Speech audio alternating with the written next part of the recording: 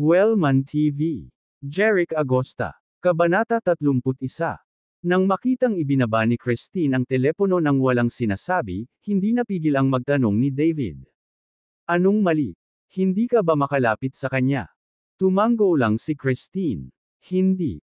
Naka-off ang phone niya. Mukhang nagulat sina David at Jessica.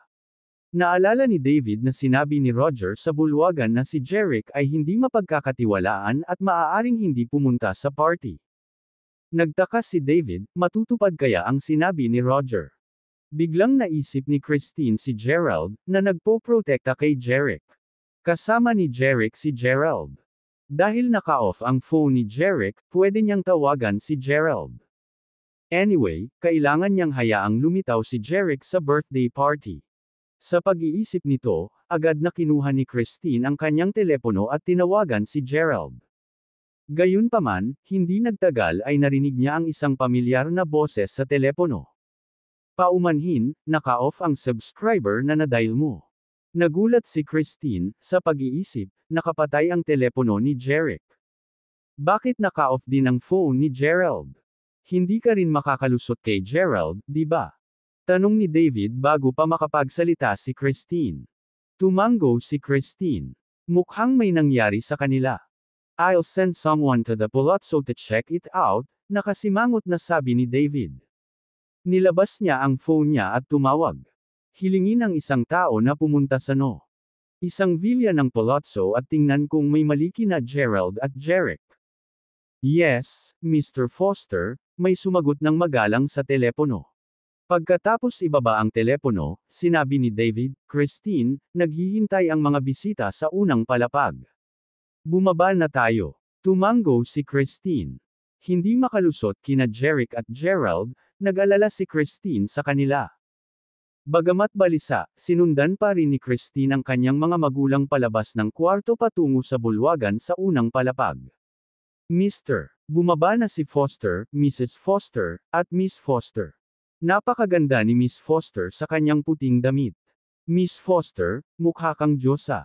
Deserve mong maging pinakamagandang babae sa Oakhaven University. Pagtingin kay Christine na pababa ng hagdan kasama ang kanyang mga magulang, puno ng papuri ang mga bisita. Natigilan si Marco nang makita si Christine na nakasuot ng puting damit at naging atensyon ng lahat. Tumayo si Roger sa tabi ni Marco. Nang mapansin ni Roger na lubos na nabighani ang kanyang anak kay Christine, bumulong si Roger sa kanyang tainga, Marco, huwag kang mag-alala, si Christine ang magiging babae mo. Hinding-hindi siya makukuha ni Jeric. Tumingin si Marco sa kanyang ama, nag-iisip. Si tatay siguro ay may lihim na plano. Kung hindi, bakit siya kumpiyansa? Gayunpaman, maraming tao sa paligid nila. Natural, hindi niya may tanong iyon sa tatay niya rito. Pagkababa ni David, ang kanyang asawa, at ang kanilang anak na babae, nakipag-usap sila sa mga panauhin. Nagkita silang muli ng mga Chapman. Hinayla ni Roger si David sa tabi at bumulong, David, mukhang wala pa si Jeric. Anong sasabihin mo mamaya? Ngumiti si Roger kay David, na nagpatuloy, may ideya ako. Bakit hindi mo i-announce na boyfriend ni Christine si Marco? Ito rin ang resulta na gusto ng ating dalawang pamilya. Nang makita ang nakatagong ngiti sa mga mata ni Roger, may naalala si David. Tumingin siya kay Roger, nagtatanong. Hindi pa nagpapakita si Jeric. May ginawa ka ba sa kanya? Hindi. Wala akong ginawa. Huwag kang magsalita ng walang kaparirikan. Itinanggi ito ni Roger. Hindi naniwala si David. Nakonsensya siya, iniisip, bakit hindi ko alam na sasaktan ng mga Chapman si Jeric. Iyon ay dahil malapit ang mga Chapman sa pamilyang Foster. Tsaka sa status ni Roger, hindi niya dapat sinasaktan si Jeric. Bilang karagdagan, si Jeric ay protektado ni Gerald, kaya naniwala si David na ligtas si Jeric. Sa kabila ng kanyang katayuan at relasyon sa pamilyang Foster, nagplano si Roger laban kay Jeric. Nagulat si David. Sinulyapan ni David si Roger na walang kasiyahan at umalis. Hindi na kinuha ni David si Roger bilang kaibigan, kahit na ilang taon na silang magkakilala. Napakasuklam ni Roger. Habang pinapanood si David na malungkot na umalis, Ngumiti si Roger, na nag-iisip. Gaano ka man kagalit, hindi ko hahayaang lumitaw si Jeric sa party. Ang iyong kayamanan at anak na babae ay magiging lahat sa aking pamilya. Naglakad sina David, Jessica, at Christine sa dulo ng bulwagan, kung saan mayroong pansamantalang maliit na round stage. Umakyat si David sa entablado, kinuha ang mikropono mula sa katulong, at sinabi sa lahat ng mga panauhin, "Mga ginoo at mga ginoo, ngayon ang ika-20 kaarawan ng aking anak na babae. Salamat sa paglalaan ng oras para dumalo sa party. Pahintulutan akong mag-propose ng toast sa ngalan ng aking anak." Kumuha si David ng isang baso ng alak sa dalaga at itinaas iyon. Itinaas din ng mga bisita ang kanilang salamin. Cheers! Cheers! Pagkatapos nun, umalangaw ang birthday song sa hall. Isang lalaking nasa katanghaliang gulang na nakasuot ng isang matangkad na chef's hat ang dahan-daang nagtulak ng isang malaki at mataas na cake patungo sa entablado. Ang cake sa trolley ay 40 pulgada ang taas, na natatakpan ng cream, tsokolate, at prutas. Itinulak ang cake sa gitna ng stage. Pagkatapos ay nilagyan nila ito ng kandila. Nag-wish si Christine at hinaypan ang kandila. Nagpalakpakan ang lahat. Pinutol ni Christine ang malaking cake. Hindi nagtagal ay ipinamahagi ng mga katulong ang lahat ng ito sa mga panauhin. Siyempre, hindi nakalimutan ng mga bisitang kumakain ng cake ang sinabi ni David noon. Tanong nila, "Mr. Foster, pakisabi sa amin kung sino ang boyfriend ni Miss Foster." "Oo. Hindi na kami makapaghintay. Sino sa lupa ang kasintahan ni Miss Foster?" Natigilan si Christine na tumitikim ng cake sa stage. Nagtaka siya, ano ang ibig sabihin ng mga ito? Ia-announce ba ni Dad kung sino ang boyfriend ko? Biglang natarante si Christine, napaisip. Toast ako. Hindi dumating si Jeric, kaya gusto ni Dad na makasama ko si Marco. Ipapahayag niya na boyfriend ko si Marco. Pero nakapagdesisyon na si Christine. Basta ibinalita ng kanyang ama na boyfriend niya si Marco, itatanggi niya ito. Pagagalitan man siya ng mga magulang niya, hinding-hindi niya hahayaan na maging boyfriend niya si Marco. Gayunpaman, kinuha ni David ang mikropono at sinabi sa mga bisita. "Paumanhin, gusto kong ipakilala sa iyo ang kasintahan ng aking anak, ngunit sa kasamaang palad, hindi pa siya dumarating sa party dahil sa ilang bagay, kaya..." Sa susunod na sandali, isang malinaw na boses ang nagmula sa pintuan. "Sorry, na-late ako." Napalingon ang lahat sa pinto. Kabanata 32. Napatingin din ang mga Fosters at ang Chapman sa pinto at nakita si Jeric na nakatayo kasama si Gerald sa likuran niya. Nang makitang lumitaw si Jeric, lumiwanag sa tuwa ang mga mukha ni na David, Jessica, at Christine. Palihim na nakahinga ng maluwag si David. Tuwang-tuwa si Christine na dumating si Jeric sa tamang oras, ngunit pagkatapos ng party, hihilingin niya kay Jeric na bayaran siya para sa pinsala sa isip. Matagal na siyang nag-aalalang naghihintay para sa kanya, sa ilalim ng matinding panggigipit ng kanyang mga magulang. Bagamat labis na hindi nasisiyahan kay Jeric, hindi niya maitago ang kasiyahan sa pagdating nito. Hindi niya kailangang kasama si Marco. Gayunpaman, malabo na lang niyang narinig na sinadya ng kanyang ama na ibalita na boyfriend niya si Jeric. Napaka-absurd noon kaya naisip ni Christine na baka nagkakamali siya. Habang natutuwa ang mga Fosters, napuno ng takot ang mukha ni Roger nang makita niya si Jeric. Nagtaka siya, paano ito posible? Hindi ba nag-message sa akin si Duncan na tapos na? Si Jeric ay dapat na pinagdurog-durog ng truck ni Duncan sa ngayon. Hindi siya dapat magpakita sa party. Nagulat si Roger. Agad niyang gustong tawagan si Marlon na pinakiusapan si Duncan. Habang papunta si Roger sa isang sulok para tanungin si Marlon kung ano ang nangyari, tumunog ang kanyang telepono. Binuksan niya ang mensahe. Galing ito kay Marlon. Natigilan si Roger matapos basahin ang mensahe. "Mr. Chapman, nabigo si Duncan. Ang aming plano ay natuklasan ni Jeric. Sinubukan ni Duncan na hampasin ang kotse ni Jeric ngunit nabigo ito. Ang kanyang truck ay bumangga sa isang poste ng telegrapo, at siya ay namatay sa lugar. Nahanap ako ng bodyguard na si Gerald at inaway niya ako ng matagal. Pagkatapos kong matalo siya at tumakas, agad kong ipinadala sa iyo ang mensaheng ito. Naikuyom ni Roger ang kanyang kamao, nakatitig ng masama kay Jerick, na nakatayo sa pintuan. Hindi mapatay ng truck ni Duncan si Jerick, kaya nabigo ang plano ni Roger na pigilan si Jerick sa pagdalo sa party. Lumakad ang mga Foster sa karamihan ng tao hanggang sa Jerick. Jerick, bakit ang tagal mo? Nakangiting tanong ni David. Christine chimed in, oo, bakit ang tagal mo? At bakit mo pinatay ang iyong mga telepono? Napangiti si Jerick ng mahinahon. Muntik na kaming mabundol ng malaking truck sa daan. Mabilis itong nagmamaneho. Sa kabutihang palad, nakatakas kami, ngunit ang truck ay nabangga sa isang poste ng telegrapo, at ang driver ng truck ay agad na namatay. Talagang nakakaawa ang tanawing iyon. Hindi maiwasan ni Jerick na alalahanin ang nakakakilig na eksena. Siya ang nagmamaneho ng Mercedes patungo sa manor ng mga Fosters. Nang malapit na siya sa intersection ay kumaibot ang mga talukap niya. Nakita niya sa kanyang God's eye na ang kanyang Mercedes ay mahadjap ng isang malaking truck sa loob ng 10 segundo. Pagkatapos ay nakita niya ang isang matandang lalaki na kulay abo sa bubong ng isang mataas na gusali na nakatingin sa kanyang sasakyan sa pamamagitan ng isang teleskopyo. Agad na napagtanto ni Jerick na siya ay pinuntirya. May gustong pumatay sa kanya sa pamamagitan ng aksidente. Sa intersection, habang nag-zoom over ang malaking truck, biglang nagpreno si Jerick at mabilis na tumalikod. Pagkatapos ay dumaan ang truck sa Mercedes ni Jerick.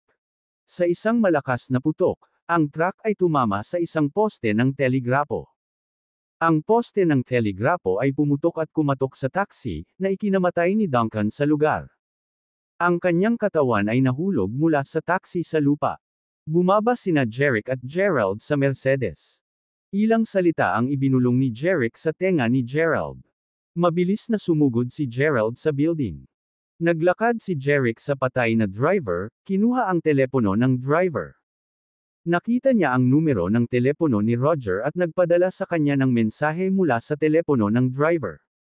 Mr. Chapman, tapos na. Ni Duncan. Nang makita ni Jerick sa kanyang God's eye na si Duncan ay nagmamaneho patungo sa kanya, nakita rin niya na hiniling ni Roger kay Marlon na sabihin kay Duncan na patayin siya. Matapos ipadala ang mensahe, tumawag si Jerick ng pulis at isang ambulansya. Maya-maya dumating na sila. Sinabi ni Jerick sa pulisya ang nangyari.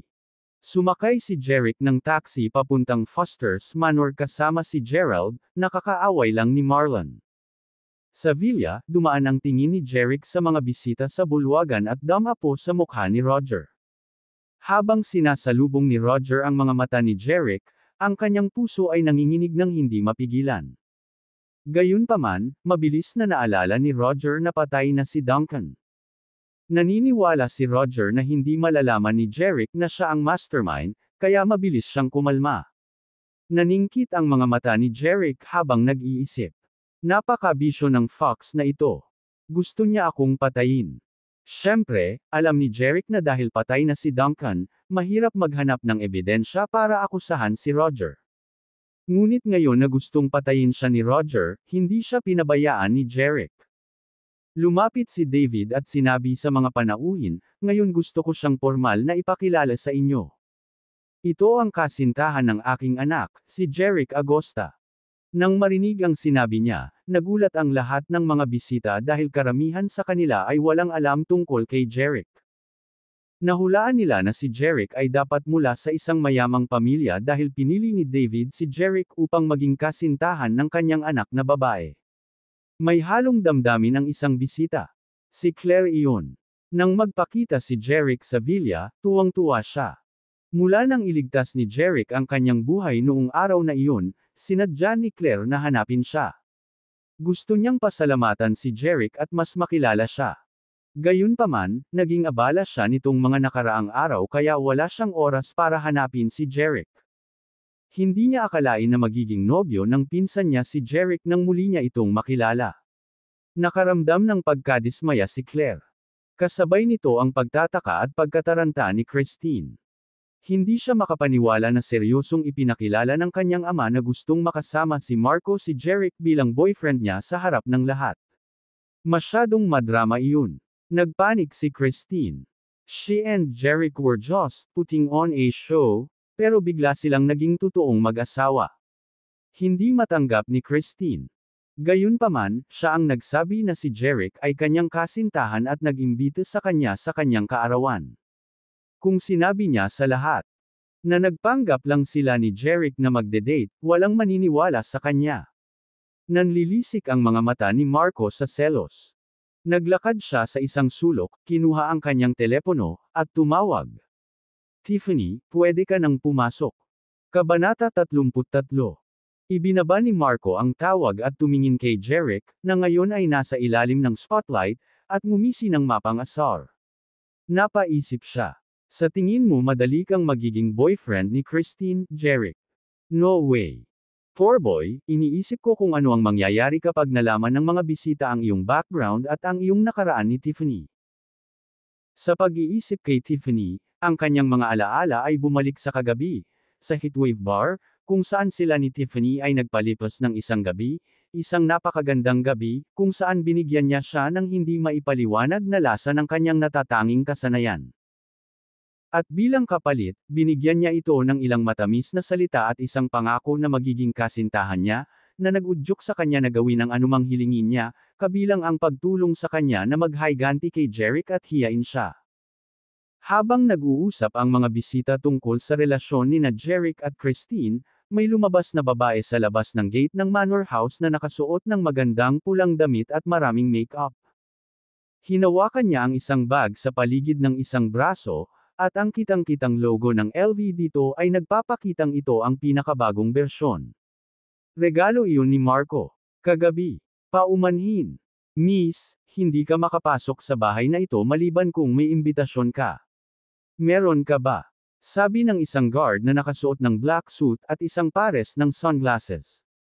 Isang mapang-asar ng ngiti ang nag-angat sa gilid ng labi ni Tiffany, at sinabi niya, "Oh, meron ako, syempre." With that, naglabas siya ng card sa bag niya at ipinasa sa guard. Kinuha ito ng lalaki, sinuri ito, at sinabi sa kanya, "Pasok, pakiusap, miss." Inilagay ni Tiffany ang imbitasyon sa bag at pumasok sa mansyon.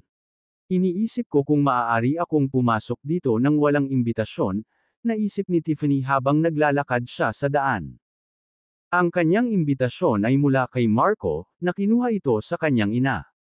Ginawa niya iyon para tulungan siyang makapasok sa mansyon.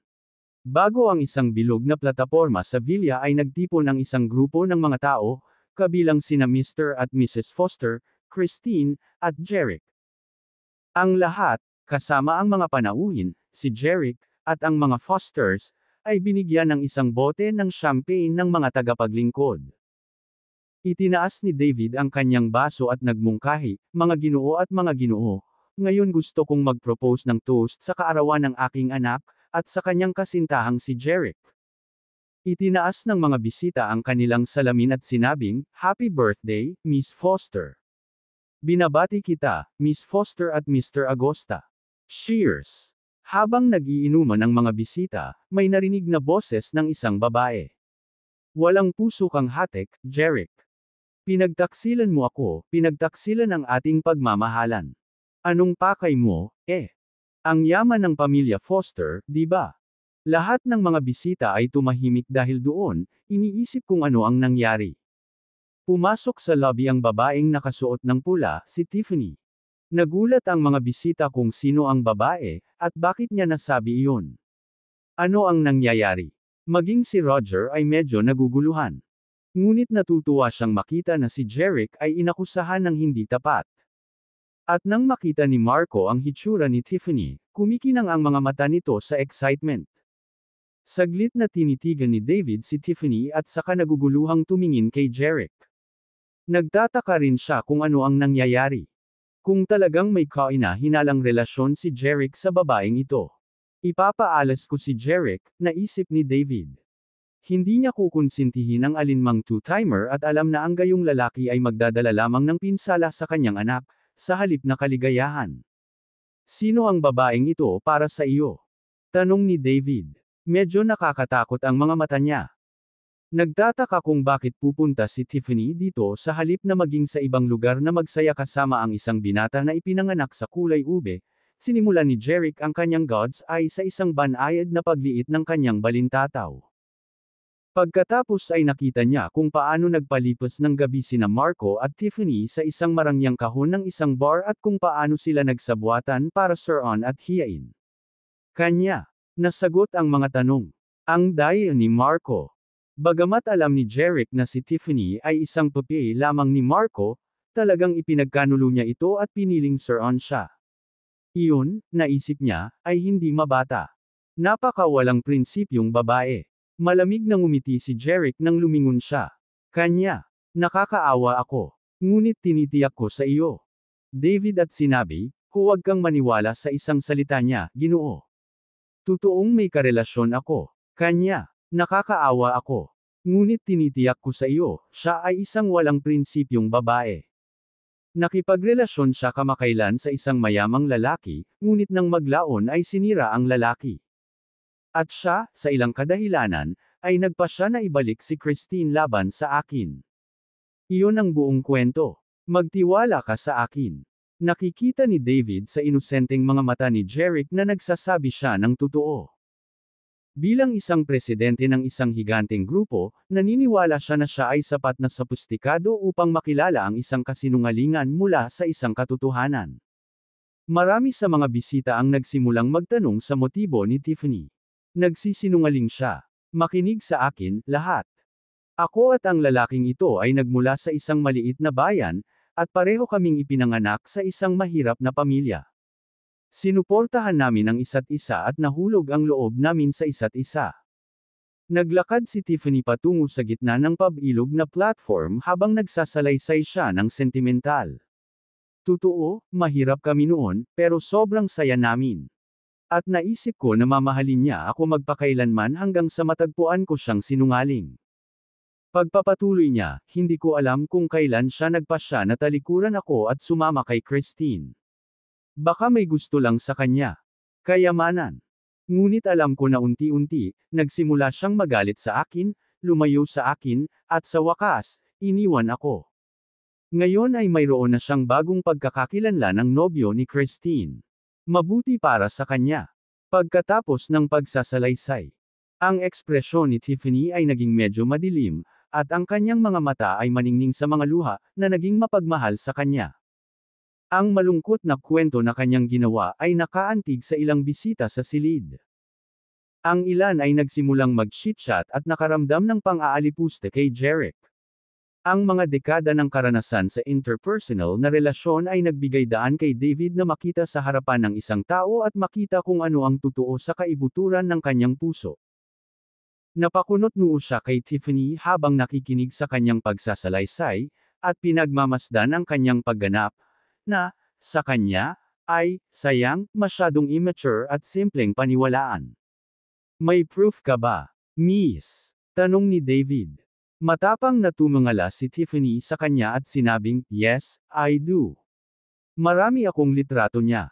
With that, inilabas niya ang iPad mula sa kanyang bag at isa-isang ipinakita ang mga larawan sa mga bisita sa paligid.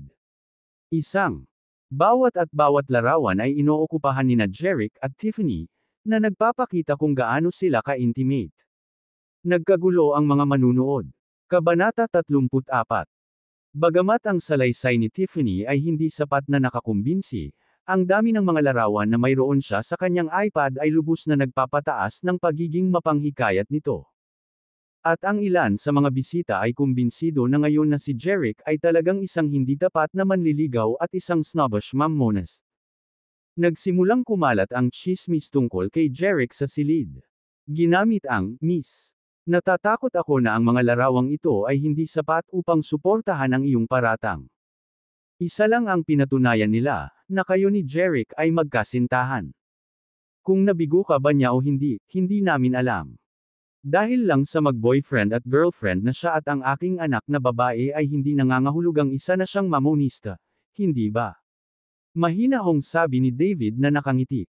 Ang mga salita ni David ay tumama sa kanyang mga bisita, na hindi pa rin sigurado kung sino ang nagsasabi ng totoo. At ang kanilang paghatol ay karaniwang lahat ay batay sa sinabi ni David o Tiffany. Natagpuan ni Tiffany ang kanyang sarili na hindi makapagbigay ng tiyak na ebidensya para sa alinman sa kanyang mga akusasyon laban kay Jerick. Ang tanging magagawa niya ay gamitin ang samahan ng mga tao at subukang pangunahan sila sa konklusyon na ipinagkanulo siya ni Jerick sa paghahangad ng kayamanan.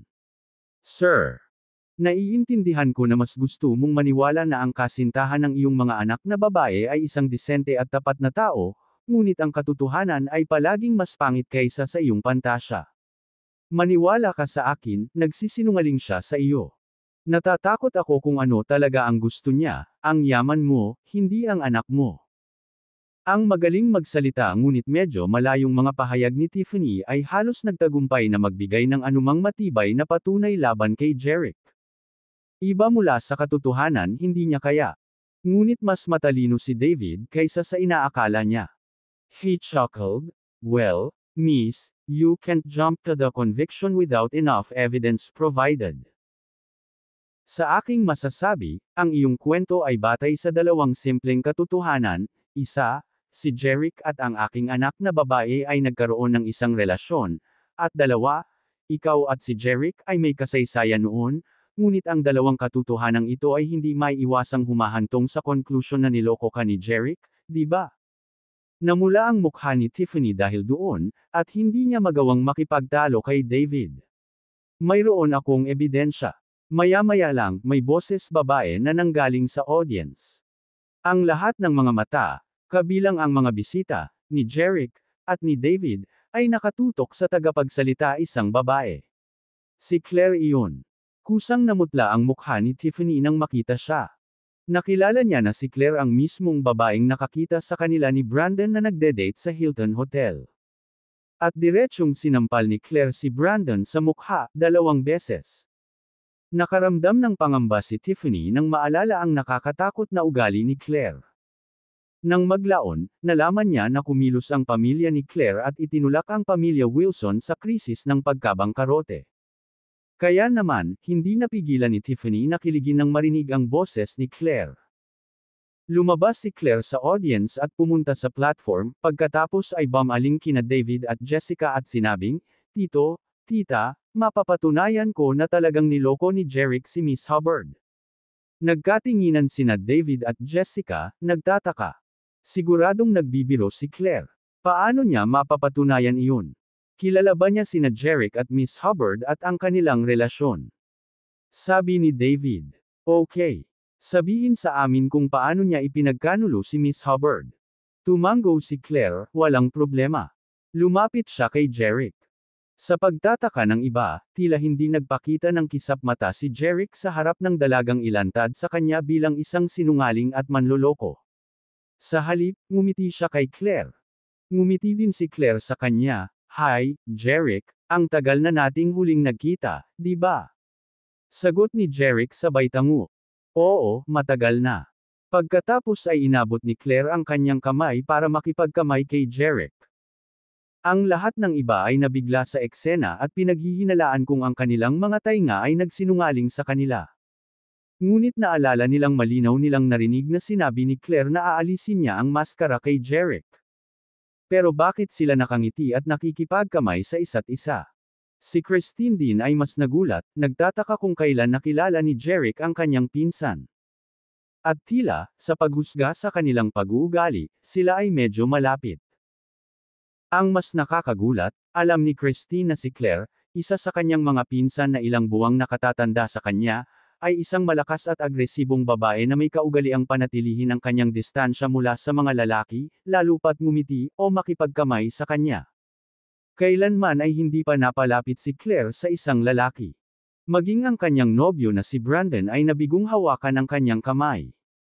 Bagamat contract boyfriend lang niya si Jerick, hindi tunay, hindi nasisiyahan si Christine na makita silang magkalapit ng pinsan. Parang, bago kumain ng isang piraso ng keso, pumunta ka sa banyo, at nang bumalik ka, nalaman mong kinagat ng iba ang iyong keso. Samantala, si Tiffany ay hindi gumanda kaysa kay Christine. Sa sandaling makita niya sina Jeric at Claire na nakikipagkamay, alam niyang mahihirapan siya. Sinubukan niyang makatakas bago muling natuon sa kanya ang atensyon ng iba. Pagkatapos ay magiging huli na ang lahat. Gayunpaman, hindi nagtagal pagkatapos niyang lumingon sa kanyang takong ay may dumagundong na boses sa kanyang tainga. Sa tingin mo saan ka pupunta? Miss, may kailangan tayong malaman, di ba? Nawalan ng pagtibok ang puso ni Tiffany. Batay sa nangyari sa kwarto, naisip ni David na ang ibig sabihin ni Claire ay ilantad si Tiffany bilang isang sinungaling at manloloko. At pinagmamasdan niya si Tiffany.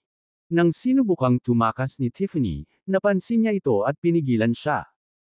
Nang marinig ang kanyang mga salita, ang iba ay ibinalik ang kanilang paningin kay Tiffany at nalaman na ang kanyang mukha ay namumutla at tila kinakabahan. Ngunit hindi ito makatuwiran, dahil ayon mismo kay Tiffany, siya ang pinagtaksilan, at dapat siyang magpakita ng galit at panatag, sa halip na labis na kabahan. Ngayon ang lahat ng mga bisita ay lubos na nakakaalam kung sino ang tunay na sinungaling at definer.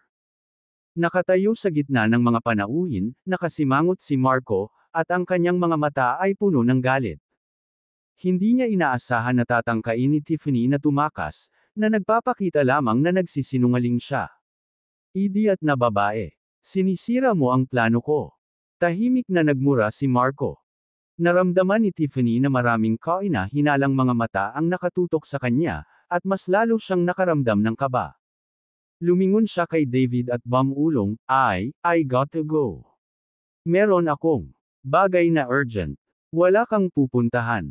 Malamig na tiningnan ni Claire si Tiffany, nagtatanong. Kinilig si Tiffany dahil doon, at halos mapaiyak siya. Sabi niya, basta. Bitawan mo ako, Miss Carter, please. Ngumiti ng nakakaloko si Claire. Pakawalan mo. Ikaw ang hindi papakawalan. Siguro kung narinig mo na ang kasabihang, ang mga sumpa ay umuwi upang umuwi, Miss Hubbard, ngunit ito ay nagsisilbi sa iyo ng tama. Kaya sinasabi. Lumapit si Claire sa 50 pulgada na screen ng TV, binuksan ito, at ikinonekta sa kanyang cellphone para makapag-project. Bukas siya upang makita kung ano ang kanyang gagawin. Lahat ng mata. Nang matapos ang projection, may lumabas na video sa screen ng TV. Tila video iyon ng lihim na pagkikita ni na Brandon at Tiffany. Ngayon ay lubos na malinaw kung sino ang nagtaksil. Sa totoo lang, hindi ilan sa mga bisita ang nakakakilala kay Brandon at nalaman ang balita na siya ay nahuli ng two-timing. Ngunit hindi nila inaasahan na ang ginang ay si Tiffany. Ngayon ang lahat ng iba pang mga tao, kabilang si Marco, na gumugol ng isang gabi sa kanya, ay hindi maiwasang makaramdam ng paghamak sa kanya. Kabanata 35. Matapos ay project ang video, na kinunan sa hotel, sa tie screen, itinago ni Claire ang kanyang telepono. Pagkatapos, tumingin siya sa lahat ng mga panauhin sa bulwagan at sinabi sa kanila, kita mo. Sigurado akong nakita mo na ang lahat sa kanyang panlilinlang at nakilala ang kanyang tunay na kulay pagkatapos panoorin ang video. Karamihan sa mga panauhin sa bulwagan ay nagsimulang magmura ng may galit, nakakabaliw. Siya ang nakipaglaro sa ibang lalaki, ngunit siniraan niya ito sa pagtataksil sa kanya. Ang video ay talagang nakakasira sa paningin. Nanginginig si Tiffany sa gitna ng pagmumura ng mga bisita. Halos malaglag na siya sa maputlang mukha. Hindi niya inakala na ilantad ni Claire sa publiko ang hindi magandang tingnan na video. Bigla na lang siyang naging madungis na babae sa paningin ng iba.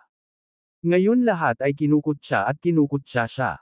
Nagustuhan ni Tiffany na ilibing ang sarili. Ang mga panlilibak at pang-aabuso mula sa lahat ng direksyon ay naging sanhi ng kanyang labis na sakit at pagkabalisa. Mga bantay. Itaboy ang walang hiyang babaeng patuloy na nanggugulo dito. Sa pagkakataong ito, natigilan si David. Sa sandaling mag-utos siya, 2 security guard na matangkad at makapangyarihan ang pumasok sa villa mula sa labas. Mabilis na pumunta ang 2 security guard at pinaikot-ikot ang mga braso ni Tiffany. Sobrang sakit na halos mapaiyak si Tiffany. Sumigaw siya, masakit. Bitawan mo ako, bitawan mo ako.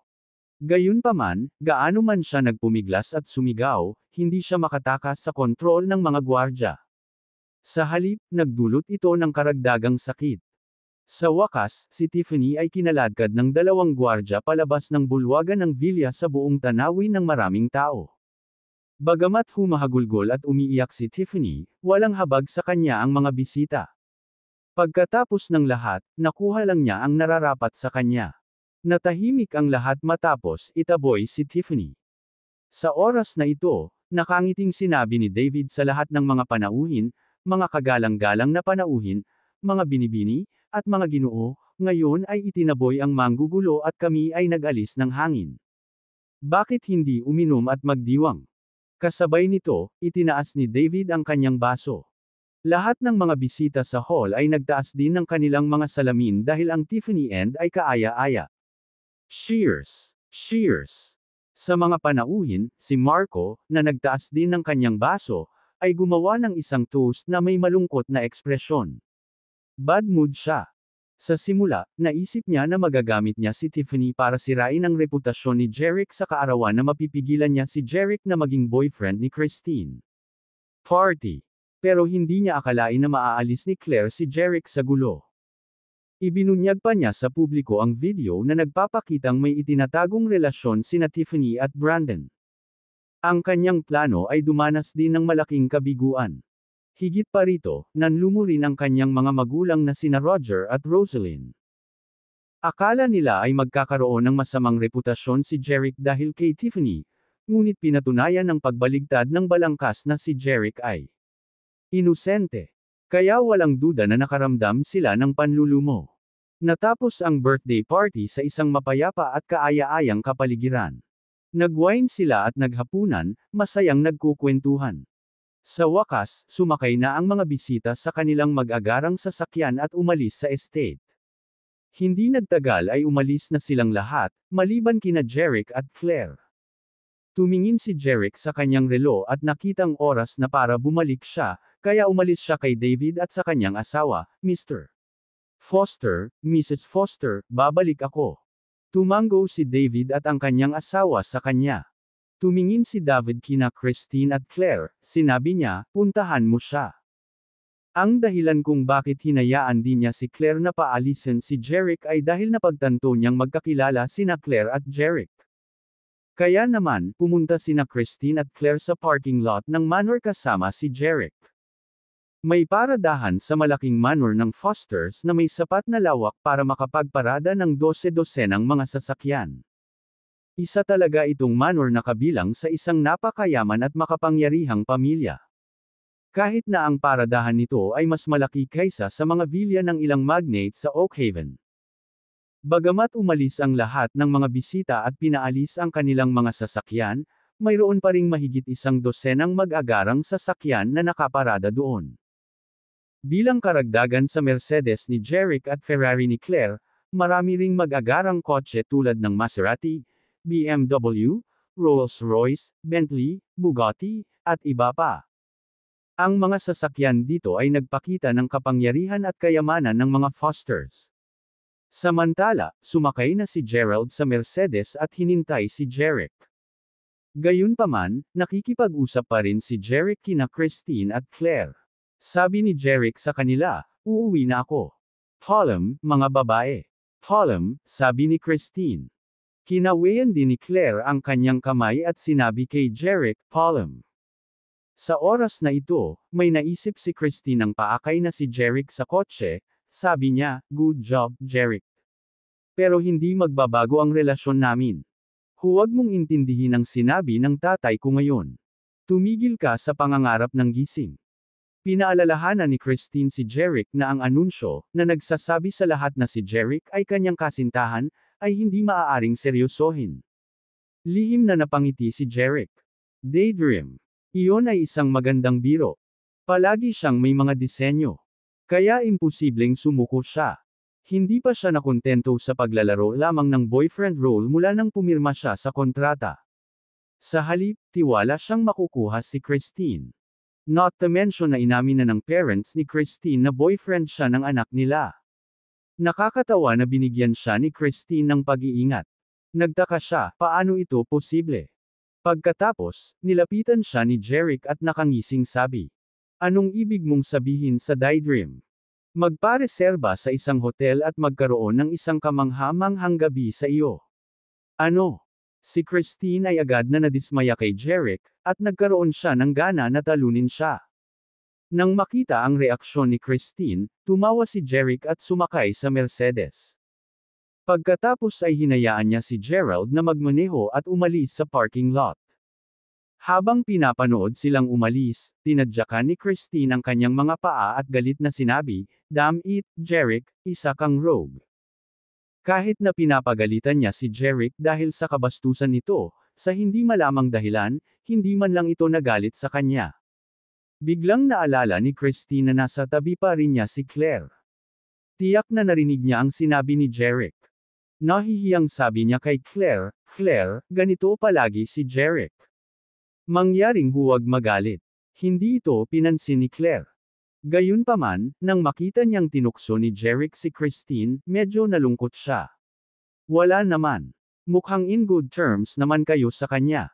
Abstradong sagot ni Claire. Ngumiti si Christine at bumulong kay Claire, "What do you mean by that? To be honest, hindi kami couple." Natigilan si Claire matapos marinig iyon. Medyo natagalan siya bago mag-react and then she asked, "Christine, what do?" "Ikaw." Pagkatapos, sinabi sa kanya ni Christine ang katotohanan na ayaw niyang magsimula ng isang relasyon kay Marco tulad ng gusto ng kanyang mga magulang, kaya hiniling niya kay Jeric na gumanap sa papel na nobyo. Nagniningning ang magagandang mata ni Claire at napangiti ang mukha niya nang marinig niya ito. "So, everything between you and him is just a charade." Naguguluhan si Christine sa kanyang reaksyon. Hindi niya alam kung bakit tuwang-tuwa at natuwa ang kanyang pinsan nang mabalitaan niyang hindi niya boyfriend si Jeric. Gayunpaman, hindi niya masyadong inisip iyon. Sa palagay niya, nakakatuwa sigurong marinig ni Claire na nagpapanggap silang mag-asawa. Tumango siya kay Claire at sinabing, "Nakapirma na kami ng kontrata noon, pero hindi ko inaasahan na papayag ang mga magulang ko na maging boyfriend ko siya." Pagkasabi niya nito ay napakunot ang noo niya at sinabi sa sarili, "Hindi, dapat kong hayaan si Jeric na layuan ang aking mga magulang. Kung hindi, mahihirapan ako kung tretuhin nila siya bilang boyfriend ko. Siguro kailangan kong humingi ng angkop na dahilan para i-terminate ang kontrata." "Ano sa tingin mo dyan, Claire?" Natigilan si Claire nang marinig ang pagtatanong ni Christine. Tapos tumango lang siya at sinabing, "Well." Habang sinasagot niya ang tanong ni Christine ay may iniisip din siya. Kung si Christine at Jeric ay nag-terminate ang kontrata, baka magkaroon siya ng pagkakataon. Kabanata 36. On the way back to the palazzo, Gerald said, "Jeric, may utang na loob kami kay Miss Carter. Kung hindi dahil sa tulong niya, baka nahuli ka sa gulo sa party." Sabi ni Jeric. "Hindi may kakaila, malaki ang ginawa sa akin ni Claire, pero hindi ganoon kadaling lokohin ang amo mong si David. Kung hindi makapagpakita si Tiffany ng anumang ebidensya na magpapatunay na tinalikuran ko siya, naniniwala akong itataboy siya ni David." Hindi naman itinanggi ni Gerald. Si David ay mas may kaalaman kaysa sa mga ordinaryong tao. Napaka-challenging para kay Tiffany na madaling dayin siya. "Jeric, habang papunta kami sa pamilyang Foster, may nagtangkang mag-orchestrate ng isang aksidente sa sasakyan at pumatay sa amin. Isusumbong ko ang kaso sa amo at sa binibini. Aalamin natin ang salarin sa likod nito." Mabangis na kumikinang ang mga mata ni Gerald. Salamat sa paalala ni Jeric, mabilis niyang nahanap ang lalaki sa likod ng driver ng truck ngayon. Sa kasamaang palad, ang kabilang partido ay nakasuot ng scarf. Dahil hindi makita ni Gerald ang kanyang mukha, malabong masabi ni Gerald na ang lalaking nakamaskara ay nasa edad 50s o 60s. At ang kabilang partido ay isang martial arts master. Nagkaroon sila ng matinding labanan sa bubong, ngunit bigo si Gerald na mahuli ang salarin. Mahinahong sinabi ni Jeric, "Hindi kailangan ang pagsisiyasat." Sina Roger at Marco Chapman ang nasa likod ng aksidente sa sasakyan at paninirang puri ni Tiffany sa party. Curious na tanong ni Gerald, "Paano mo nalaman yan?" "Pag-isipan mo. Sino ba ang pinakaayaw na makita akong kasama si Christine? Sino ang higit na makikinabang kung ako ay papatayin o Sir On? Nakangiting sabi ni Jeric. Sagot ni Gerald, si Marco at ang pamilya niya, syempre. Well, I should report it to our chairman, sabi ni Gerald sabay kuha ng phone niya. Pero pinigilan siya ni Jeric, hold on. Huwag mo pa sabihin sa boss mo. Pumuslit tayo sa Chapman's residence at tingnan ngayong gabi. Pagkatapos mahanap ang ebidensya, sasabihin ko hindi lang ang boss mo kundi pati lahat ng tao sa Oakhaven. Ang pagsisiyasat sa paninirahan ng mga Chapman ay hindi isang spur of the moment o isang walang ingat na desisyon. Sa kanyang pagsasalita ngayon, ang kanyang mga mag-aaral ay nagsikip bago siya nagkaroon ng pangitain. May mangyayari sa Chapman's residence ngayong gabi. Matutukoy nito ang buhay o kamatayan ng pamilyang Chapman. Kung hindi siya pumunta roon ngayong gabi, mapapalampas niya ang isang magandang pagkakataon. Hangga't ginamit niya ng husto ang pagkakataon, hindi lamang niya ipaghihiganti ang kanyang sarili sa mga pinuno kundi pati na rin ang ibabagsak ang pamilya Chapman. Nagulat si Gerald. Nakikilusot sa Chapman's residence sa gabi.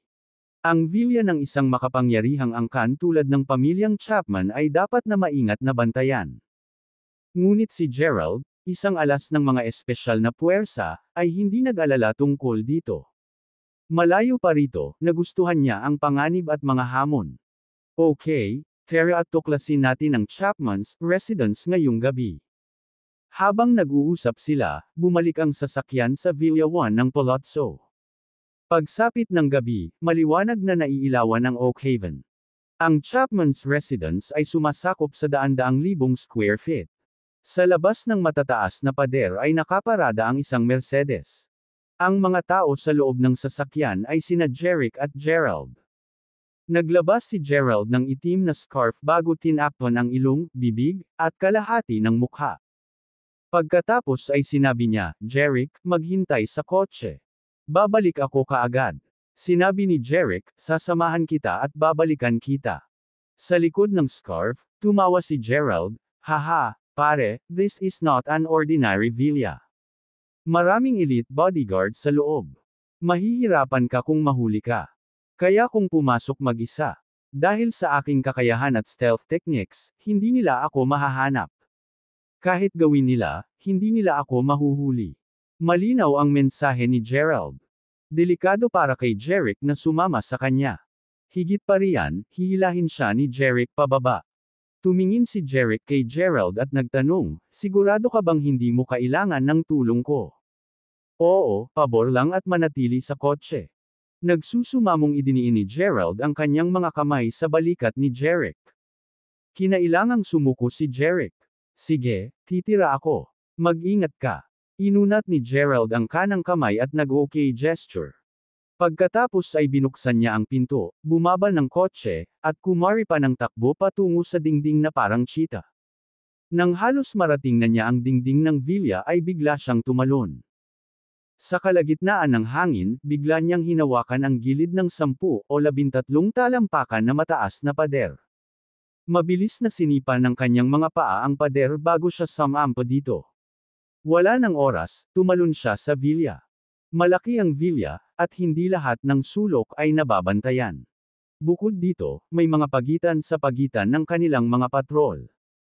Maswerte si Gerald na pumasok siya habang may pagitan. Sa ilalim ng takip ng mga bulaklak, puno, sulok, at anino, gumapang siya patungo sa bahay na tinitirhan ni Roger. Ang pamilya Foster at ang pamilyang Chapman ay malapit, at isinama niya si David sa tirahan ng mga Chapman noon. Alam niya kung saang bahay nakatira si Roger. Gumapang siya sa mga nagpapatrulyang bodyguard at tuluyang nakarating sa bahay ni Roger. Pumunta siya sa likod ng villa at nagtago sa lilim.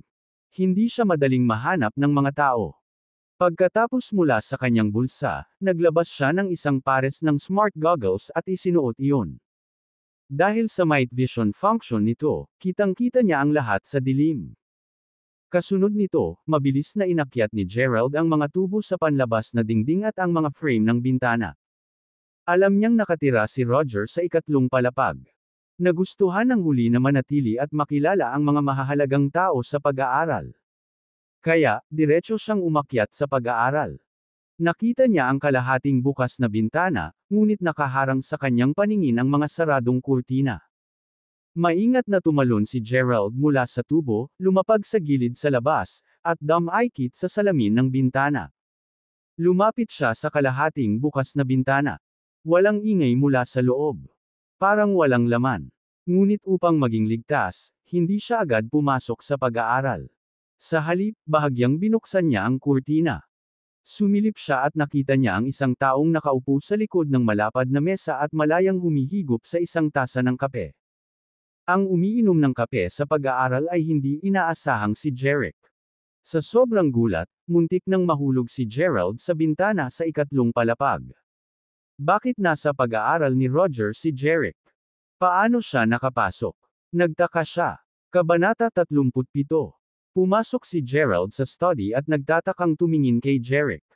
Paano ka nandito? Tanong niya. Bago siya pumasok sa villa, naghihintay si Jeric sa sasakyan. Kahit nakapasok din si Jeric, hindi siya posibleng mas mabilis na lumabas sa pag-aaral kaysa kay Gerald. Naabot niya ang pag-aaral ng napakabilis dahil kilala niya ang tirahan ng mga Chapman at nagtataglay ng mahusay na mga kasanayan bilang isang alas ng mga espesyal na puwersa. Napaisip si Gerald sa sarili, mas kilala kaya ni Jeric ang Chapman's residence kaysa sa akin. Ang Giknor ba ay nagtataglay ng higit na mga kasanayan? Hindi nagmamadaling sagutin ni Jeric ang tanong. Sa halip, itinuro niya ang coffee machine sa pag-aaral at sinabing, nandoon ang kape. Kumuha ka ng isang tasa. Bagaman si Gerald ay pumasok sa pag-aaral ng Chapman's residence, ang panganib ay karaniwan sa kanyang nakaraang especially iya. Mga misyon. Feeling at home, lumapit si Gerald at nagsalin ng isang tasa ng kape. Umupo siya sa sofa, humigop ng kape, tumingin kay Jeric, at sinabing, hindi mo sinabi sa akin kung paano ka nakapasok. Sumagot si Jeric, kilalang kilala ko ang Chapman's residence, at ang aking mga kasanayan ay mahusay, kaya ang pagpasok dito ay madali para sa akin. Tama iyon. Naabot ni Jeric ang pag-aaral ni Roger ng napakabilis dahil sa mata ng Diyos. Nakikita niya ang layout ng mga gusali at ang pattern ng mga patrol. Bukod dito, ang kanyang mga kasanayan ay walang kapantay. Wala ni isang bodyguard ang nakapansin nito nang makapasok siya sa bahay. Sa madaling salita, walang hirap para kay Jeric na makapasok sa pag-aaral ni Roger. Gayunpaman, ang pagmamaliit ni Jeric ay parang pagmamayabang sa pandinig ni Gerald. Hindi niya ito binili. Nahirapan siyang paniwalaan na kung si Jeric ay talagang kasing husay gaya ng sinasabi niya, mangangailangan siya ng buong panahong proteksyon. Sinabi sa kanya ni Sense na napakabilis ni Jeric na nakapasok at nagkape sa pag-aaral ni Roger dahil alam ni Jeric ang bawat bato ng tirahan ng mga Chapman. Ngunit sa halip na ibunyag ang pagmamayabang ni Jeric, sinabi niya, patas, magaling ka at kilala mo ang Chapman's residence inside out. Dapat sumama ako sayo. Mula sa kanyang tono, masasabi ni Jeric na hindi siya pinaniwalaan ni Gerald, ngunit hindi na siya nagbigay ng karagdagang paliwanag. Sa sandaling iyon, nagpanteng ang tenga ni Jeric, at seryoso niyang sinabi, may darating. Dapat tayong magtago. Natigilan si Gerald. Naisip niya, may darating. Bakit wala akong narinig? Bilang alas ng mga espesyal na puwersa, ipinagmamalaki ni Gerald ang mahusay na mga kakayahan sa pagmamanman at kahangahangang pandinig. Bagamat sarado ang pag-aaral, ang anumang tunog mula sa ikatlo at ikalawang palapag ay halos hindi makatakas sa kanyang mga sasakyan. Ngunit sinabi ni Jeric na may darating, at nagtaka siya kung paano ito narinig ni Jeric. Narinig nga ni Jeric ang tunog. May umaakyat mula sa unang palapag. Hindi nagtagal, nakarating ang taong iyon sa ikalawang palapag. Noon lang narinig ni Gerald ang tunog at namangha sa loob. Totoo, may darating. Paano narinig iyon ni Jeric? Ngunit hindi ito ang tamang oras para tanungin ito. Dapat ay humanap siya ng mapagtatagwan. Lumingalinga siya sa paligid ng study, wala siyang nakitang tagwan. Tara, walang lugar sa pag-aaral para magtago tayo. Punta tayo sa ledge. Sabi ni Jeric. Tumango si Gerald. Ito ang tanging paraan. Papunta na sana siya sa bintana, napansin ni Gerald na nasa kamay niya pa rin ang kape at balak niyang itapon sa basurahan. Ngunit pinigilan siya ni Jeric, na sinasabi, "Kopi luwak ito at medyo mahal. Huwag mong sayangin. Inom tayo sa labas ng bintana." Hindi nakaimik si Gerald. Gayunpaman, dinala ni Gerald ang kape at lumabas ng bintana kasama si Jeric. Mararamdaman ng mga tao na may mali kung itatapon nila ang mga tasa at kape sa basurahan. Sa hagdan sa labas ng bintana, humigop sina Jeric at Gerald ng kopi luwak habang tinatamasa ang tanawin sa gabi. Maya-maya ay bumukas ang pinto ng study. Dalawang tao ang pumasok. Sila ay sina Roger at Marlon Salazar. Umupo si Roger sa executive chair sa likod ng desk, tumingin kay Marlon, at sinabing, "Marlon, sa palagay ko wala kang iniwan na bakas sa gawain ngayon." Sagot ni Marlon, "Huwag po kayong mag-alala, sir. Patay na si Duncan Paul. Walang mahanap ang pulis." "Paano ang bodyguard ni Jeric na nakipag-away sa iyo? Hindi kanya nakilala?" tanong ni Roger. Umiling si Marlon at sumagot, "I was wearing a scarf. Walang paraan para makilala niya ako." "Mabuti. Inilipat mo na ba ang asawa at anak ni Duncan?" tanong ulit ni Roger. "Lumapad sila sa tuwidon kaninang hapon," sagot ni Marlon. "Sa wakas ay gamaan," sinabi ni Roger, magaling. Knock knock. Maya-maya lang, sunod-sunod na katok ang dumating sa pinto. Sabi ni Roger, "Pumasok ka." Bumukas ang pinto, at nasa kane ang isang lalaki sa edad na 50 at nakadamit ng itim na damit na tagapaglingkod. Iniulat niya, "Sir, nandito si Mr. Caldwell mula sa Realm Laboratories para makita ka." Nagtatakang tanong ni Roger, "Ano ang nagdala kay Philip dito? Ito ay kakaiba." Gayunpaman, inutusan ni Roger ang matanda, "Pumunta ka at dalhin siya dito sa pag-aaral." "Oo, sir." Lumabas ang matanda at isinara ang pinto. Sa 1 minuto o 2, bumukas muli ang pinto, at pumasok ang isang nasa katanghaliang gulang, malapot na lalaki na nakasuot. Isinara ng nasa katanghaliang gulang na lalaki ang pinto, natuwa nang makita si Roger, at bumati sa kanya, "Magandang gabi Mr. Chapman." Ang nasa katanghaliang gulang na lalaki na dumating sa pintuan ay si Philip Caldwell, ang pangkalahatang tagapamahala ng Realm Laboratories, isang napakahalagang kumpanya ng parmasyutiko sa loob ng Realm Group.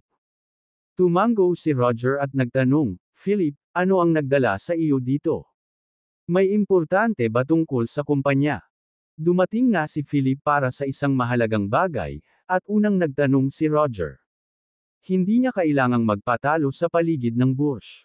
"Mr. Chapman, nandito ako para maghanap ng production fund na humigit kumulang $400 milyong para sa Realm Laboratories," aniya. Bahagyang kumunat ang noo ni Roger at sinabing, "Ang $100 milyong ay hindi maliit na halaga. Kailangan ba ito ng Realm Laboratories para sa pagpapaunlad o iba pang layunin?" "Mr. Chapman, ilang probinsya ang naglagay ng mga purchase order kamakailan. Ang mga bakuna ay nagkakahalaga ng ay hanggang $1.2 bilyong, ngunit karamihan sa mga ginawa ng Realm Laboratories noong nakaraang taon ay hindi na ibenta. Dahil dito, napakahigpit ng ating production budget ngayong taon." Sa isang mahirap na tingin, nagpatuloy si Philip, "Ngayon ilang probinsya ang nag-order. Ang dami at dami. Gayunpaman, ang kasalukuyang pondo ng Realm Laboratories at ang paunang bayad ay hindi sapat para sa produksyon." Tumingin si Philip kay Roger at sinabing, "Kaya, narito ako para humingi ng alokasyon." Tumango si Roger. "Ako sa $1.2 bilyong na halaga ng mga bakuna. Iyon ay isang malaking purchase order." Alam ni Roger kung gaano kumikita ang mga bakuna. Ay! Dapat na hindi bababa sa 50% ang net profit margin, at maaari silang kumita ng $600 hanggang $800 milyong. Gayunpaman, hindi maaaring maglaan ng $400 milyong ang Realm Group para sa produksyon ng Realm Laboratories. Dahil ang Realm Group ay nagpatakbo ng 3 pangunahing negosyo sa parehong oras. Karaniwang walang karagdagang pondo. Maliban kung ginamit niya ang reserbang pondo. Sa kasamaang palad, ang $1.1 bilyong ay namuhunan at nawala sa stock market noong Marco Kaya, tinanong ni Roger, hindi ba tayo makakapag-loan sa bangko? Nagpautang kami ng $600 milyong sa unang kalahati ng taon. Humihingi ng bayad ang bangko at tiyak na hindi na tayo magpapahiram ng 400 milyon pa, walang magawang sabi ni Philip. Bukod sa mga pautang, mayroon pa bang ibang paraan? Tanong agad ni Roger. Sa puntong iyon, masasabi ni Philip na walang pera ang kanyang amo na ay lalaan. Napakunot-noo si Philip at nag-isip sandali bago may biglang pumasok sa isip niya. Sinabi niya, oo, maliban kung. Nang marinig iyon, mabilis na nagtanong si Roger, ano iyon? Kabanata 38. Tumingin si Philip kay Roger at sinabing, Mr. Chapman, maaari naming baguhin ang petsa ng pag-expire ng mga nag-expire na bakunang iyon mula noong nakaraang taon at ipadala ang mga ito bilang mga bagong produkto. Nag-isip si Roger at nagtanong, ligtas pa bang gamitin ang mga expired na bakunang ito? Sumagot si Philip, ang mga epekto ay hindi kasing ganda, ngunit hindi ito magdudulot ng malaking pinsala sa katawan ng tao. Naningkit ang mga mata ni Roger. Parang plano ito. Ang Realm Group ay kasalukuyang hindi nakapaglaan ng $400 milyong. Bukod pa rito, kinuha ng Realm Laboratories ang mga order at natanggap ang paunang bayad. Kung ang mga produkto ay hindi na ihatid sa oras, ang Realm Laboratories ay hindi kikita. Sa kabaligtaran, mawawalan ito ng pera para sa paglabag sa kontrata. Kung ipapadala nila ang mga lumang produkto gaya ng sinabi ni Philip, hindi lamang ay save ng Realm Laboratories ang mga pondo ng produksyon na $400 milyong ngunit kikita din sila ng netong kita na $1 hanggang $1.2 bilyong.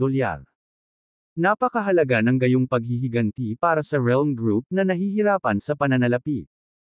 Naikuyom ni Roger ang kanyang mga kamao at agad na nagdesisyon, Philip, gawin natin ang sinabi mo, ngunit ito ay napakahalaga.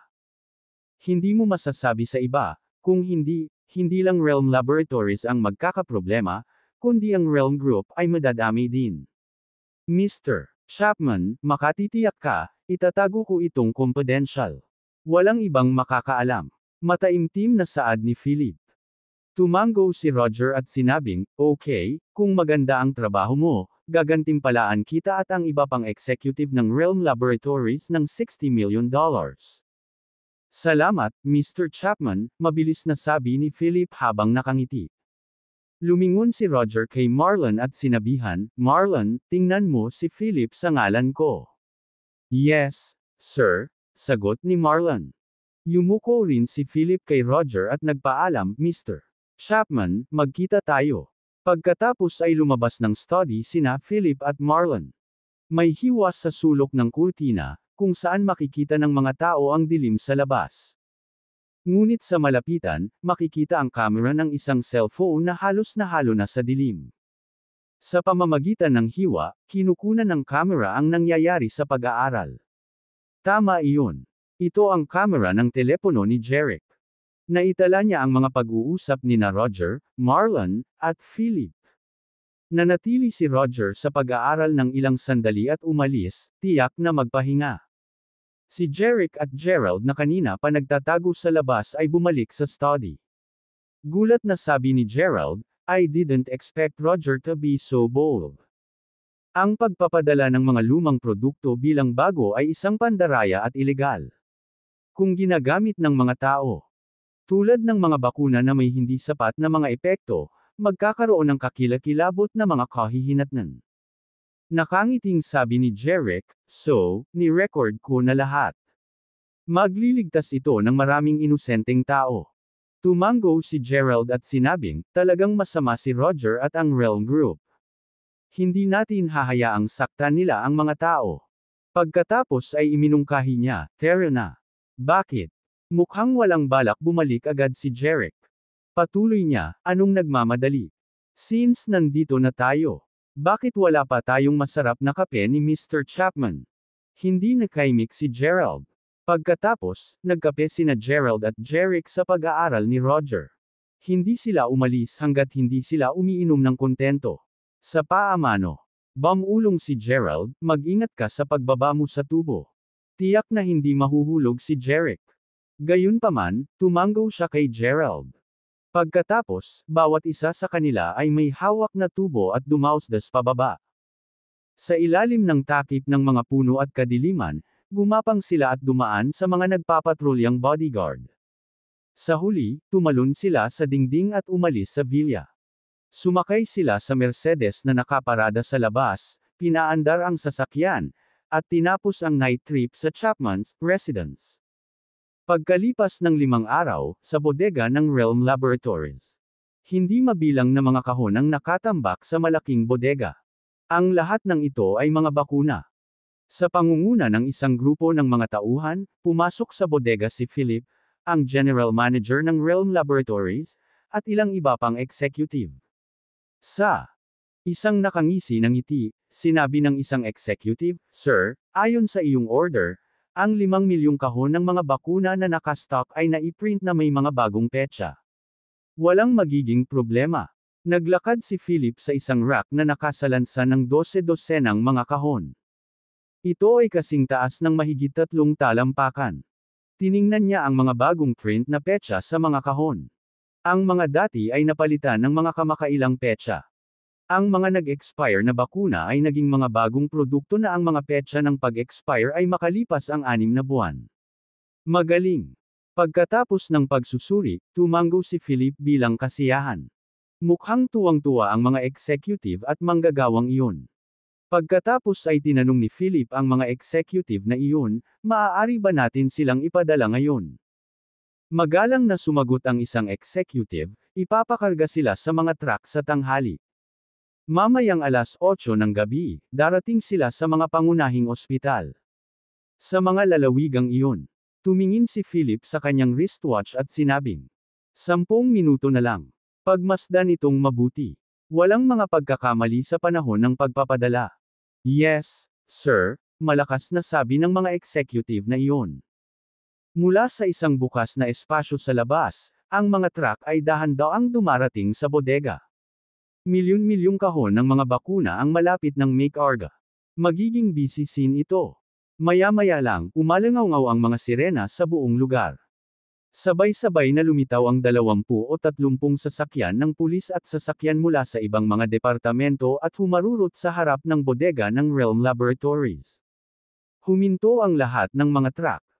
Sa loob ng bodega, si Philip, ang iba pang mga executive, at ang mga manggagawa ay nataranta nang marinig ang mga hiyawa ng mga sirena.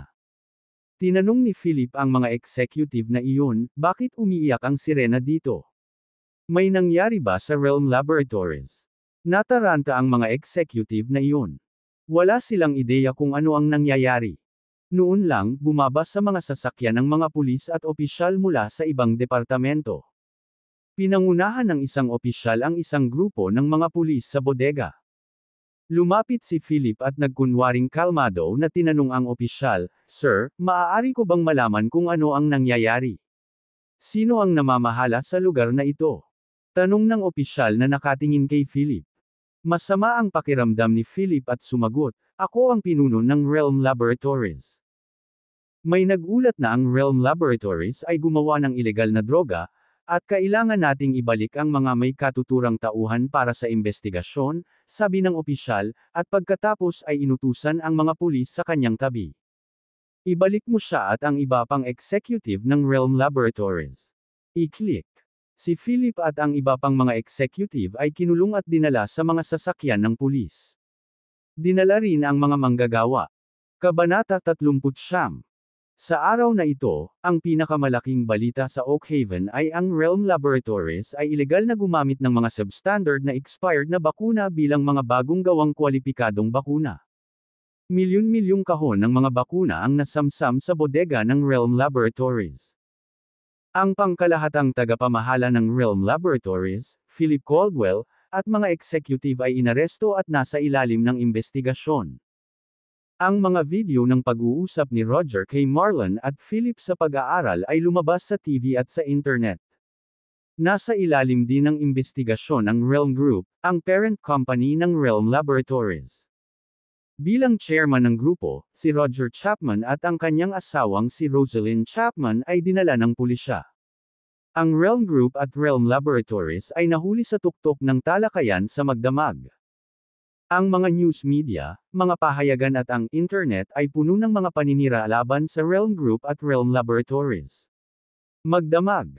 Si Roger at ang kanyang asawa ay naging kilalang tao sa mundo ng negosyo, habang ang Realm Group ay naging isang korap na korporasyong moral na tinutulan ng buong lipunan. Sa susunod na mahigit 10 araw, nagsimulang bumagsak ang lahat ng negosyo sa pagpapaganda, medikal, at pagmamanupaktura ng Realm Group. Naapektuhan ng mga expired at substandard na bakuna, malaking bilang ng mga order ng Realm Group ang nawala lahat. Sa wala pang kalahating buwan, ang Realm Group ay nagbago mula sa isa sa pinakamalaking nangungunang negosyo sa Oakhaven tungo sa isang negosyong nalulugi na malapit nang mawalan ng negosyo, kung saan ang mga empleyado ay siksikan na tumatakas. Sa huli, bilang batang tagapagmana ng Realm Group, si Marco Chapman ay nagdeklara ng bangkarota sa TV at nangakong ibebenta ang Realm. Ang mga ari-arian ng grupo upang bayaran ang mga nagpapautang. Sa Villa 1 ng Palazzo, sa sofa sa sala, kumakain ng merienda sina Jeric at Gerald habang pinapanood si Marco sa TV, na ibinalita ang pagkabangkarote ng Realm Group na may matinding kalungkutan. Matapos mapanood ito, pinatay ni Jeric ang TV. Puno ng paghanga si Gerald at tumingin kay Jeric at sinabing, "Jeric, nakakabilib." Nagawa ng isang video na masira ang reputasyon ng Realm Group, ang iginagalang na punong barko ng pamilyang Chapman, na humantong sa pagbagsak nito na parang gumuho na gusali. Sa katunayan, sa sandaling iyon ng ang Realm Laboratories ay malapit ng maghatid ng milyon-milyong kahon ng gamot, isang malaking bilang ng mga opisyal ng pulisya at tauhan mula sa iba pang mga departamento ang lumitaw at inaresto si Philip at ang iba pang mga executive, kasama ang pagsil sa bodega. Iniulat ni Jeric ang Realm Laboratories na may kinunan ng video sa labas ng bintana ng pag-aaral ni Roger ng gabing iyon. Ang bagay na ito ay nauugnay sa kalusugan ng hindi mabilang na mga tao at napakahalaga. Ang lahat ng mga departamento ay nagbigay ng malaking kahalagahan dito, kaya ang kagilahil-alas na magkasanib na aksyon na ito ay isinagawa. Sumagot si Jeric, "Ang aking video ay pinabilis lamang ang pagbagsak ng Realm Group. Ang tunay na dahilan ng pagbagsak nito ay ang kasakiman, katiwalian, at pagkabulok ng moral sa loob ni Roger at ng iba pang executive ng Realm Group. Para sa pera, hindi nila pinansin ang kalusugan at kaligtasan ng iba. Ang gayong walang prinsipyong negosyo ay malaon o huli ay mabibigo." Tumango si Gerald bilang malalim na pagsang-ayon. Bumagsak ang pamilya Chapman, at natapos din ni Jeric ang isang gawain. Nagpadala si Roger ng isang tao upang patayin siya, at hiniling ni Marco kay Tiffany na magdala ng kahihiyan sa kanya sa party ng pamilya Foster. Sa wakas, nakaganti na siya. Naisip ni Jeric noon na dapat niyang dalhin ang kanyang mga magulang at kapatid na babae mula sa kanayunan sa Oakhaven. Kaya, sabi ni Jeric kay Gerald, "Gerald, babalik ako sa aking bayan sa kanayunan sa mga susunod na araw. Hindi mo kailangang sumama sa akin. Bumalik ka na lang sa pamilya ng Foster." Hindi sumang-ayon si Gerald, "Hindi. 24 na hour bodyguard ako at pupunta ako saan ka man pumunta. Kapag may nangyari sa iyo, siguradong tatanggalin ako ni Miss Foster. Maaari mo akong sundan sa kanayunan, ngunit hindi ka kakain ng maayos at hindi ka rin masasanay na manirahan doon. Huwag mo akong sisihin sa hindi ko pagpapaalala sa iyo." Sabi ni Jeric. "Ang kanayunan ay walang kabuluhan kumpara sa mga gawaing ginawa ko noon. Nung mga oras na iyon, kumain ako ng tuyong pagkain at nagpahinga sa putikan ng ilang araw at gabi, sanay na ako," nakangiting pahayag ni Gerald. Tumango si Jeric at sumagot, "Sige, bumalik ka sa kanayunan kasama ko." Curious na tanong ni Gerald, "Jeric, may importante ka bang aasikasuhin sa biyahe mo pabalik sa kanayunan ngayon?" Sinabi ni Jeric, "Sa isang banda, gusto kong makita ang aking bayan. Sa kabilang banda, gusto kong kunin ang aking mga magulang at kapatid na babae upang manirahan sa Oakhaven. Ang mabuting anak at kapatid." Tinapik ni Gerald ang balikat ni Jeric at sinabing. Napangiti si Jeric at hindi umimik. Ang pag-aalaga sa kanyang mga magulang at kapatid na babae ay palaging isang taos-pusong hiling niya. Sa parehong gabi, sa paupuhang pabahay na may haggard na mukha, Umupo si Marco sa isang table, kumakain ng isang piraso ng tinapay, ang kanyang hapunan. Mula nang mangyari ang Chapman family at ang Realm Group, si Marco ay nasa ilalim ng matinding pressure at paghihirap. Sa loob lamang ng 20 araw, nagbago siya mula sa cool at gwapong batang tagapagmana ng pamilyang Chapman tungo sa isang balbas na refugee. Nabangkarot ang Realm Group at maging ang Chapman's residence ay na-auction para mabayaran ang mga pagkalugi. Siya ay napakahirap na siya ay mas masahol pa kaysa sa mga ordinaryong tao. Habang kumakain siya ng tinapay, ang kanyang mga mata ay puno ng ayaw at puot. Ayaw niyang madala sa ganoong kalungkutan na sitwasyon. Kinasusuklaman niya ang taong lihim na kinukunan ang mga pag-uusap ng kanyang ama kay Marlon at Philip, at itinulak ang pamilya Chapman sa isang doon. Ang taong iyon ang nagpabagsak sa pamilyang Chapman sa ganoong desperadong sitwasyon. Gayunpaman, nanatiling walang alam si Marco tungkol sa pagkakakilanlan ng taong nag-record ng video. Knock knock. Sa sandaling ito, may kumatok sa pinto. Ang karaniwang katok sa pinto ay hindi namamalian na kinabahan si Marco, na kumakain ng tinapay. Ito ang psychological trauma na dulot kay Marco pagkatapos ng nangyari sa Realm Group. Sino yun? Nanginginig na boses na tanong ni Marco. Marco, ako ito, Tio Marlon. Isang boses ng matanda ang nanggaling sa labas. Noon lang ibinaba ni Marco ang tinapay at tumayo para buksan ang pinto. Sa labas ng pinto ay nakatayo ang isang lalaking nakaitim, nakasuot ng sombrero at maskara. Tito Marlon, pasok ka na, nagmamadaling sabi ni Marco. Pagkapasok niya ay isinara ni Marco ang pinto sa likuran niya. Tinanggal ng lalaki ang sombrero at maskara. Ito ay si Marlon Salazar, ang pinakamahalagang mandirigma ng pamilya Chapman. Dahil sa pagkakasangkot ni Marlon sa tangkang pagpatay ni Duncan Paul kay Jeric sa pamamagitan ng isang kotse, siya ay naging isang wanted na tao. Dahil dito, napilitan siyang itago ang kanyang pagkakakilanlan sa pamamagitan ng pagsusuot ng sombrero at maskara. Tito Marlon, ano naman? Pwede bang palayain ang tatay ko? Nag-aalalang tanong ni Marco. Solemn na ang ekspresyon ni Marlon habang sinabing, bukas magsisimula ang paglilitis kina Mr. Chapman at Philip tungkol sa kaso ng bakuna.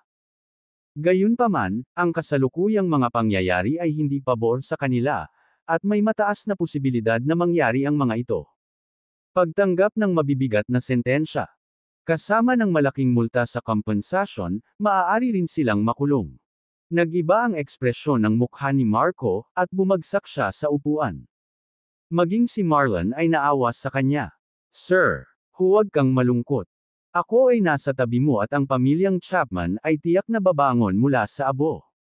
Mabangis na sinabi ni Marco, talagang maghihiganti ako para sa taong nagpahirap sa aking pamilya. Habang nagsasalita, naikuyong niya ang kanyang mga kamao, nanginginig sa puot at galit. Mr. Marco, I've tried my best to find this person out, sabi ni Marlon na may kalmadong boses na may malalim na kahulugan ng pagpatay na layunin. Sino ito? Itinaas ni Marco ang kanyang ulo na may mabangis na mga mata. Si Jeric Agosta. Sabi ni Marlon. Kabanata 40. Ang Elmwood ay isang maliit na county na may populasyon na 200,000 katao lamang at isang karaniwang ekonomiya. Gayunpaman, ipinagmamalaki ng county ang iba't ibang mga establishmento tulad ng mga restaurant, hotel, bar, supermarket, komunidad, at kahit na mga high-end na apartment. Sa sandaling ito, dumating ang isang marangyang Mercedes sa parking lot ng Milky Way Hotel, ang pinakamalaking hotel sa county. Bumaba si Jeric sa sasakyan kasama si Gerald, na nakasuot ng sunglasses at mukhang cool. Pumasok silang dalawa sa Milky Way Hotel. Bago bumalik sa Elmwood, hiniling ni Jeric kay Gerald na mag-book ng kwarto sa Milky Way Hotel online. Nang maipakita na nila ang kanilang mga ID card at makumplito ang proseso ng pag-check-in, ibinigay sa kanila ng receptionist ang kanilang mga room card. Nag-book sila ng twin-bed deluxe suite para sa kanilang dalawa. Pumasok sila sa kwarto at nilapag ang kanilang mga backpack. Umupo si Gerald sa sofa at nagsumbong kay Jeric, nakauwi ka na. Hindi ko maintindihan kung bakit sa isang hotel ka nananatili sa halip na direktang magmaneho pa uwi. Sinabi ni Jerick, bagaman ang aking tahanan ay nasa suburb, ito ay masyadong kapansin-pansin para sa amin na magmaneho pabalik ng isang Mercedes. Ang bayan ni Jerick ay isang maliit na bayan na matatagpuan sa labas ng county. Habang ang ilang mga residente ay nakikibahagi sa mga pakikipagsapalaran sa negosyo sa ibang lugar, nagkamal ng kayamanan, at bumalik sa mga mamahaling sasakyan, si Jerick ay isang estudyante lamang sa kolehiyo, at ang kanyang mga magulang ay nagmamay-ari ng isang maliit na restaurant sa Nayon. Kung siya ay babalik sa Mercedes, ang mga taga-Nayon ay tiyak na magkakaroon ng maraming mga talakayan, at kahit na mabangis na haka-haka. Hindi kailanman masasabi ni Jerick sa kanila na kumita siya ng daan-daang milyong dolyar mula sa lottery at stock market sa pamamagitan ng kapangyarihan ng God's Eye. Kaya naramdaman ni Jerick na mas mabuting panatilihing mababa ang profile. Maaari niyang iugnay ang pagmamay-ari ng Mercedes kay Gerald kung tatanungin. Gayunpaman, mas maginhawa pa rin para sa kanya na tuluyang iwasan ang pagmamaneho ng Mercedes pauwi. Kaya nag-book siya ng kwarto sa hotel sa county at nagpas siyang iparada ang Mercedes sa hotel at sumakay ng taxi pabalik. Bukas. Pagkatapos ng maikling pahinga, pumunta sila sa ikalawang palapag ng hotel para kumain. Pagkatapos kumain ay bumalik na sila sa kwarto.